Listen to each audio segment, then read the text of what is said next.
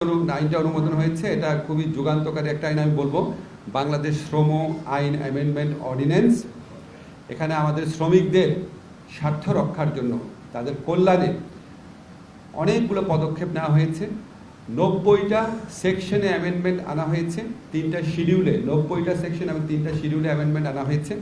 সবটা আমি বলতে পারবো না, কয়েকটা জিনিস শুধু বলি। এবং এই অ্যামেন্ডমেন্টগুলো আনা হয়েছে আমাদের যে আইএলওর কমিটি অফ এক্সপার্ট আছে তাদের রেকমেন্ডেশন অনুযায়ী। আপনারা জানেন আইএলওতে বাংলাদেশের বিরুদ্ধে একটা কমপ্লেইন প্রসিডিওর আছে, ওই প্রসিডিওরও অনেক রেকমেন্ডেশন আসছে। আমাদের ইন্টারন্যাশনাল যারা ডোনার আছেন, আমাদের যারা বিভিন্ন রাষ্ট্র আছেন, শ্রম অধিকার সংক্রান্ত বিভিন্ন প্রতিষ্ঠান আছেন, সমস্ত কিছু বিবেচনা নেওয়া হয়েছে। ট্রাইপার্টাইট যে কমিটি আছে, ত্রিপক্ষীয় কমিটি, শ্রমিক, মালিক এবং সরকার, এই কমিটি আপনার 5টা মিটিং করেছে, 3টা ওয়ার্কশপ করেছে, অসংখ্য কনসালটেশন করেছে। এখন আমি যেই পরিবর্তনগুলো আনা হয়েছে, কয়েকটা পরিবর্তন শুধু বলি। একটা হচ্ছে লেবার ল এখন থেকে নন প্রফিট যে অর্গানাইজেশন আছে সেটার ক্ষেত্রে প্রযোজ্য হবে। লেবারের ডেফিনেশনকে এক্সটেন্ড করা হয়েছে। গৃহ পরিচারক যারা আছেন, নাবিক যারা আছেন, তারাও এখন লেবার হিসাবে লেবার লয়ের প্রোটেকশন পাবেন। ব্ল্যাকলিস্টিং একটা প্রথা ছিল, যে শ্রমিক যাদের বিরুদ্ধে মালিকদের অভিযোগ থাকতো তারা ব্ল্যাকলিস্ট করতো এবং তারা অন্য কোথাও চাকরি পেত না।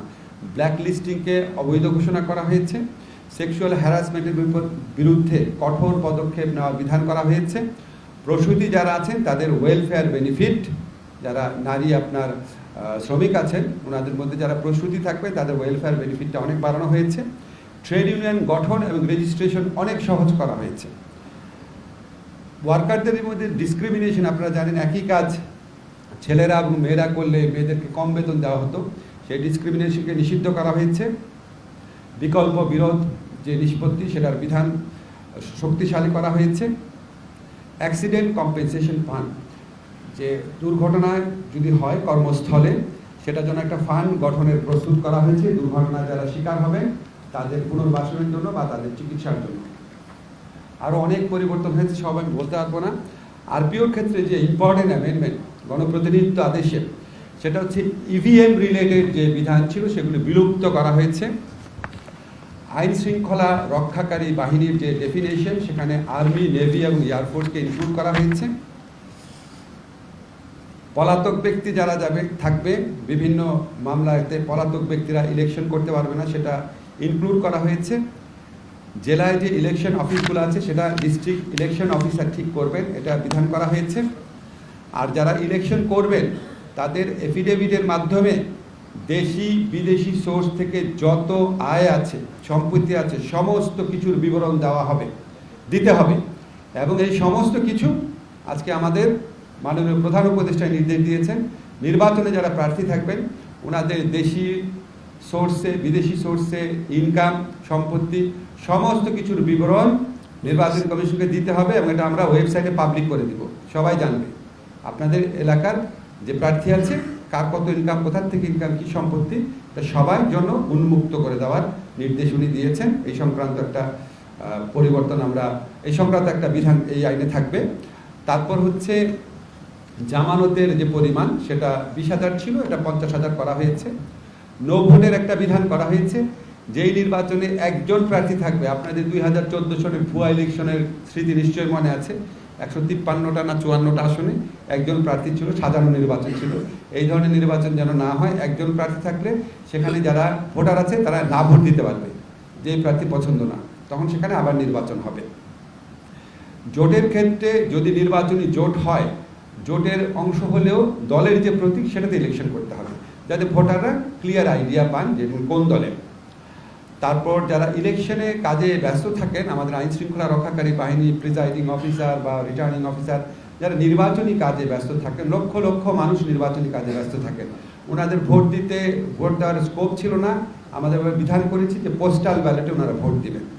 আমাদের যারা প্রবাসী আছেন ওনারাও পোস্টাল ব্যালটে ভোট দিবেন। ইলেকশন কার্যক্রমে যারা নিয়োজিত থাকবেন তারাও পোস্টাল ব্যালটে ভোট দিবেন।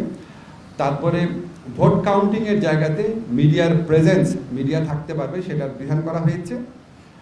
আর যারা রাজনৈতিক দলকে টাকা পয়সা দিবেন, দান, অনুদান বা চাঁদা যেভাবেই হোক না কেন, 50,000 টাকা বা তার বেশি হলে এটা ব্যাংকিং চ্যানেলের মাধ্যমে দিতে হবে।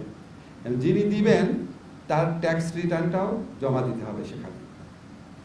আর ইলেকশন কমিশন একটা আগে আপনারা জানেন আগের আইনে বিধান ছিল যে কোনো একটা নির্বাচনী এলাকায় যদি কোনো ভোট কেন্দ্রে আপনার গণ্ডগোল হতো, সে ভোট কেন্দ্রের ফলাফল বাতিল করার বিধান ছিল। এখন নির্বাচন কমিশন যদি মনে করে একটা নির্বাচনী এলাকাতেই এত বেশি অনিয়ম হয়েছে যে পুরো নির্বাচনী এলাকার ভোটই বাতিল করা উচিত, তাহলে ইলেকশন কমিশন সেটা করতে পারবে, সেই ক্ষমতা দেওয়া হয়েছে। এছাড়া আমাদের যে প্রস্তাবিত যে নীতিগত অনুমোদন যেগুলো হয়েছে আমি একটু করে বলি।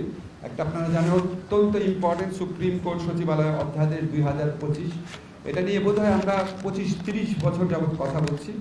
এটা আপনার ওই 2006-7 দিকে খুব ভালোভাবে একটা চেষ্টাও হয়েছিল আইনটা করার, কোনোভাবেই করা যাচ্ছিল না। কিন্তু আপনারা জানেন আমাদের জাতীয় ঐকমত্য কমিশন আছে, আমাদের বিচার বিভাগীয় সংস্কার কমিশন আছে, আমাদের মাননীয় প্রধান বিচারপতির যে সংস্কার রোডম্যাপ আছে, সব জায়গাতেই সুপ্রিম কোর্ট সচিবালয় প্রতিষ্ঠার কথা বলা হয়েছে। আমরা এই আইনটা নীতিগতভাবে অনুমোদন করেছি। এই আইনটা যখন চূড়ান্ত অনুমোদন হয়ে যাবে তখন অধস্তন আদালতের যারা বিচারক আছেন তাদের বদলি, তাদের পদায়ন, তাদের পদোন্নতি, তাদের শৃঙ্খলার সংক্রান্ত সকল ব্যাপার সকল কিছু সুপ্রিম কোর্টের নিয়ন্ত্রণে চলে যাবে।